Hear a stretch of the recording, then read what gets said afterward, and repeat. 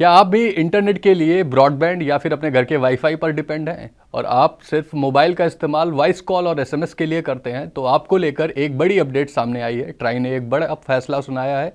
क्या है पूरा मामला, इस पर हमसे बातचीत करने के लिए मेरे साथ मेरे सहयोगी संदीप ग्रोवर भी जुड़ चुके हैं। संदीप जी, बहुत बहुत स्वागत है आपका। सबसे पहले ये समझने की कोशिश करते हैं कि ये पूरा मामला क्या है और ट्राई ने क्या रिकमेंडेशंस अभी दी हैं और इस पूरे जो ये न्यूज़ आ रही है इसका मूल क्या है, इसको समझाने की कोशिश करते हैं। पहले जैसा आपने इंट्रोडक्शन में बताया अभी, ट्राई ने जो कि टेलीकॉम रेगुलेटरी अथॉरिटी जी, तो उसने वॉइस और एसएमएस को लेकर जो टैरिफ पैक्स हैं उसको री इंट्रोड्यूस करने की, दोबारा इंट्रोड्यूस करने की जो बात है वो कंपनियों के सामने रखी है। यानी कि जो नो फ्रिल कह सकते हैं आप, जो टैरिफ पैक्स होते हैं या फिर रिचार्ज पैक्स होते हैं उसको दोबारा इंट्रोड्यूस करने की बात की गई है। खास तौर पे जो प्राइस सेंसिटिव कस्टमर्स होते हैं, जो प्राइस कॉन्शियस कस्टमर्स होते हैं, उनके लिए खास तौर पे ये जो इंट्रोड्यूस करने की बात है वो ट्राई की ओर से की गई है।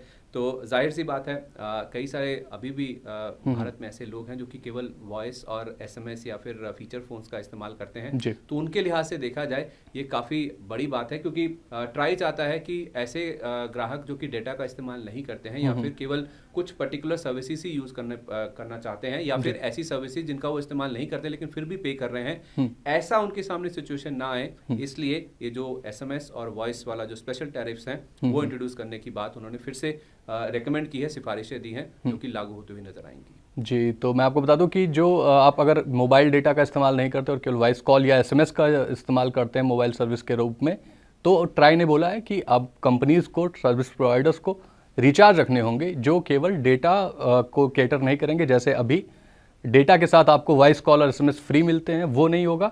आपको वॉइस कॉल और एसएमएस के लिए अलग से रिचार्ज कूपन रखने होंगे। ये एक ट्राई की बड़ी अपडेट आई है अभी सामने।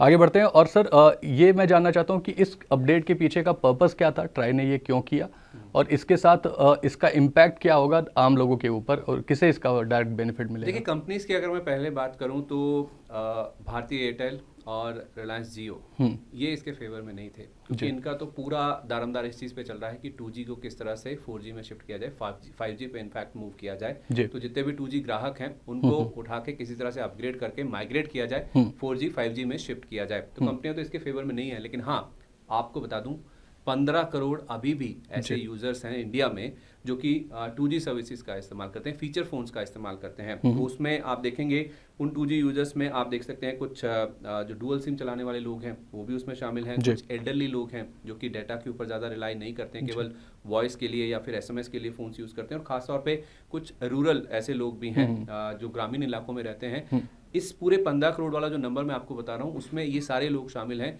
और अलग अलग डेटा जो ट्राई ने कलेक्ट किए हैं उसके बाद उन्होंने इस चीज़ के ऊपर फोकस किया है कि कई सारे लोग हैं जिनको डेटा की जरूरत ही नहीं या वो सवाल ही नहीं करते हैं, लेकिन फिर भी they end up paying for that.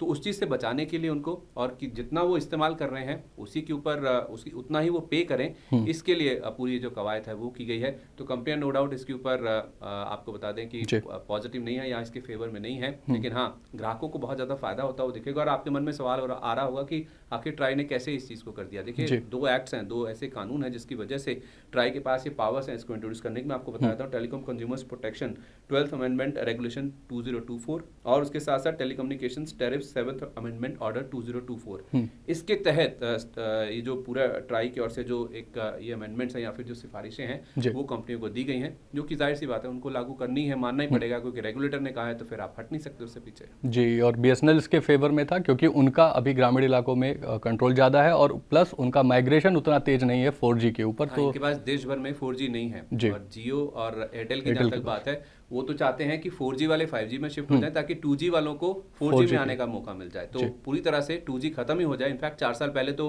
Reliance ने इस चीज़ की कवायद की थी कि आप 2G को पूरी तरह से देश से हटा ही दीजिए, खत्म ही कर दीजिए, 2G वाले 4G पे शिफ्ट हो जाएं, और 4G को वो पुश कर रहे हैं कि 5G की तरफ आएं ताकि 4G वाले जो स्पेस खाली होगा वहाँ पे 2G वाले आके एडजस्ट हो जाएं।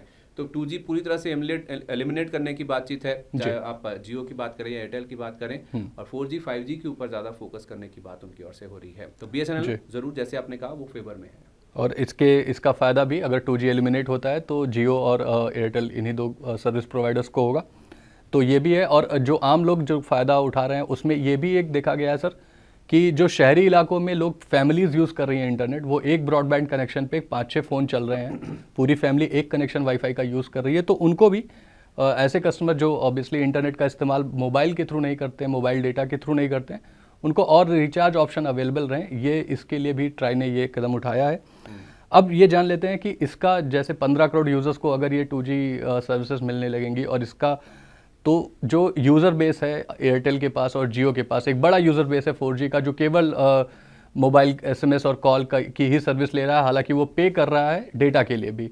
तो उन कंपनीज पे क्या इम्पैक्ट होगा, उनके बिजनेस पे क्या इम्पैक्ट होगा जो ये इस अपडेट का? देखिए, दो तरह से इम्पैक्ट होगा। पहली बात तो ये, जैसे मैंने पहले भी हाईलाइट किया कि 2G से जो माइग्रेशन है 4G की तरफ और 4G से 5G की तरफ जो माइग्रेशन है उसके ऊपर इसका इम्पैक्ट होता हुआ दिखेगा। वो माइग्रेशन जो है, जो शिफ्टिंग है 2G वाले ग्राहकों की 4G में, उसमें एक स्लो डाउन देखने को मिलेगा। क्योंकि अगर आपको ये वाले पैक्स आप लॉन्च कर देंगे तो उनके पास कोई ऐसी बंदिश नहीं है, कोई नेसेसिटी नहीं है कि आपको शिफ्ट होना ही होना है, फीचर फोन से आपको स्मार्टफोन पे आना ही है और 2G की बजाय आपको 4G पैक रिचार्ज कराना ही है। ऐसी आपके पास कोई बंदिश नहीं बचेगी ग्राहकों के पास। तो वो जो माइग्रेशन है वो कम होगा और इन टर्न इनके जो आरपू है, यानी कि प्रति यूजर जो औसत आय जिनको होती है, एवरेज रेवेन्यू पर यूजर्स, उसके ऊपर भी इम्पैक्ट आता हुआ दिखेगा। तो ये जो 15 करोड़ प्रोस्पेक्टिव बायर से जो कि 4G की तरफ शिफ्ट होने की पूरी ये उम्मीद लगा के बैठे हुए थे, अब ये थोड़ा सा रुक जाएगा। अब लोगों के पास बंदिश नहीं होगी तो केवल डिस्क्रिशन रहेगा, आपको शिफ्ट करना ही है, ऐसा जरूरी नहीं है। वो अपने फीचर फोन्स के साथ रह सकते हैं, 2G वाले सस्ते रिचार्ज के साथ अपने फोन्स को रिचार्ज करा के पूरे साल भी चला सकते हैं। तो उस लिहाज से देखा जाए तो माइग्रेशन में स्लो डाउन होगा, उससे इनका जो आरपू का ग्रोथ है उसके ऊपर जरूर इम्पैक्ट आ सकता है। जी, तो इसका इम्पैक्ट स्टॉक्स पर भी पड़ने की पूरी उम्मीद है। तो संदीप जी, आज स्टॉक्स कैसे रिएक्ट कर रहे हैं एयरटेल के और जियो के, अगर आप देखें स्टॉक्स पे अगर आप देखें तो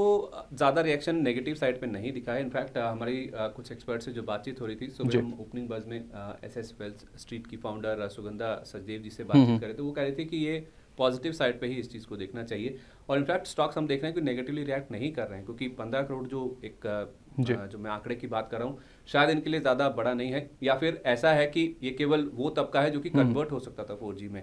तो एज सच जो बिजनेस चल रहा है, बिजनेस के ऊपर कोई इम्पैक्ट नहीं है। पर्सपेक्टिवली जो ग्रोथ थी उसके ऊपर जरूर एक इम्पैक्ट के तौर पर आप देख सकते हैं। जो आपका 2G वाला कस्टमर शिफ्ट होकर 4G में आने वाला था, 4G वाला 5G में शिफ्ट होने वाला था, तो केवल माइग्रेशन के ऊपर इम्पैक्ट आएगा। बिजनेस पर से अगर आप देखेंगे, जो रेगुलर कोर्स ऑफ बिजनेस है उसके ऊपर कोई इम्पैक्ट नहीं, जो चल रहा है वो वैसे ही चलेगा, जस का तस रहेगा। हाँ, जो एक कन्वर्जन या माइग्रेशन था उसके ऊपर जरूर इम्पैक्ट आ सकता है। तो इसलिए सुगंधा जी कह रही थी कि आप एयरटेल में खरीदारी कर सकते हैं। उन्होंने 1500 रुपये का स्टॉप लॉस दिया और वो कह रही हैं कि आपको 1680 पहला और उसके बाद 1700 तक का जो टारगेट है वो भी देखने को मिल सकता है, बशर्ते आप 4 से 5 महीने का व्यू रखें। इनफैक्ट वोडाफोन आइडिया को लेकर भी उन्होंने यही राय दी है कि अगर आप 4 से 5 महीने का व्यू लेके चलते हैं तो 6.5 रुपये के आसपास का अगर आप स्टॉप लॉस रखें तो आने वाले 4 से 5 महीने में ये स्टॉक भी 11 रुपये तक भी जाता हुआ नजर आ सकता है। तो नो डाउट इनके लिए ग्रोथ के लिहाज से असर है, लेकिन बिजनेस जो रेगुलर कोर्स ऑफ बिजनेस है उसके ऊपर इम्पैक्ट नहीं है। जी, तो स्टॉक्स पर क्या अपडेट है ये आपको पता चल गया, लेकिन अभी इस मामले में एक और अपडेट बची हुई है और ट्राई ने कुछ और रिकमेंडेशन दी है। जैसे कि अगर आप इन्होंने मोबाइल डेटा प्रोवाइडर्स को बंडल ऑफर देने के लिए भी रोक नहीं लगाई है, यानी कि जो अभी ऑफर चल रहे हैं डेटा के साथ फ्री वॉइस कॉल वाले, वो ऑफर से कैरी कर सकते हैं। इसके अलावा और क्या रिकमेंडेशंस हैं और सर ये इम्प्लीमेंट कब तक हो जाएगा, इसको लेके कुछ अपडेट है क्या? देखिए, जो वैलिडिटी है उसके ऊपर भी ट्राई ने अपनी सिफारिशें दी हैं। एक तो वो कह रहे हैं कि वॉइस और SMS पैक्स आप इंट्रोड्यूस कीजिए, उसके साथ साथ ये जो वैलिडिटी है जिसको पहले ये STV बोलते थे, स्पेशल टैरिफ वाउचर्स होते हैं, और उसके साथ साथ कॉम्बो वाउचर्स को बोलते हैं, इन दोनों के लिए जो वैलिडिटी का कैप था, जो सीमा थी, वो केवल 90 डेज यानी कि 3 महीने के लिए था। लेकिन ट्राई कह रहे हैं कि आप इनको 365 डेज यानी कि पूरे साल के लिए जो वैलिडिटी है वो आप ऑफर कीजिए। जैसा आप डेटा वाले जो प्लान्स होते हैं, कि आप और मैं भी आई थिंक 1 साल वाला प्लान पूरा यूज करते हैं या फिर टेंशन नहीं रखना चाहते हैं, अगर आप प्रीपेड यूज करते हैं तो हर महीने कौन रिचार्ज कराएगा। और वैसे भी 1 साल वाले जो प्लान्स होते हैं थोड़ा सा सस्ते पड़ते हैं एज कम्पेयर टू अगर आप मंथली रिचार्ज में जाते हैं। तो उसी तरह इस पैक में भी जो STVs होते हैं, कॉम्बो पैक्स होते हैं, जो SMS पैक्स होते हैं, उसमें भी आप 90 डेज की बजाय 365 डेज की आपको वैलिडिटी देनी होगी, यानी कि आप पूरे 1 साल के लिए रिचार्ज करा सकते हैं। ये भी ट्राई ने अपनी सिफारिशों में कहा है, और जो सिफारिशें दी गई हैं, जो रिकमेंडेशन दिए गए हैं, अगले 30 दिन में यानी कि 1 महीने के अंदर लागू भी होती हुई नजर आएंगी। ये उस सिफारिशों में साफ साफ बताया गया है। तो ज्यादा नहीं, 1 महीने का ही मैक्सिमम आपको इंतजार करना होगा, जब आपके पास वो 10 रुपए वाले बक्स फिर से वापस आ जाएंगे। जी, और 10 रुपए के रिचार्ज को लेके भी एक बड़ी अपडेट है कि जो पहले मल्टीपल में रिचार्ज होते थे, 10 के मल्टीपल में, जैसे 20 रुपए का, 50 रुपए का, 100 रुपए का रिचार्ज, उसको ख़त्म करके अब फ्रीडम दे दी गई है इनको सर्विस प्रोवाइडर्स को कि आप किसी भी अमाउंट के अपनी फिजिबिलिटी के हिसाब से किसी भी अमाउंट के रिचार्ज वाउचर्स लॉन्च कर सकते हैं, लेकिन 10 का रिचार्ज जाएगा नहीं। ट्राई ने यह भी बोला है कि आपको 10 रुपये वाला रिचार्ज वो रखना होगा, वो वाउचर रखना होगा सर। तो ये रहा पूरा मामला, और इस पर अगर आगे भी कुछ और नई अपडेट्स आती हैं, जैसा कि 1 महीने बाद ये लागू होगा, तो फिर हम आपसे जुड़ते रहेंगे और इस पर जो भी नई अपडेट आती रहेंगी वो हम आप तक पहुंचाते रहेंगे। तो तब तक के लिए हमें दीजिए इजाज़त और देखते रहिए मनी9।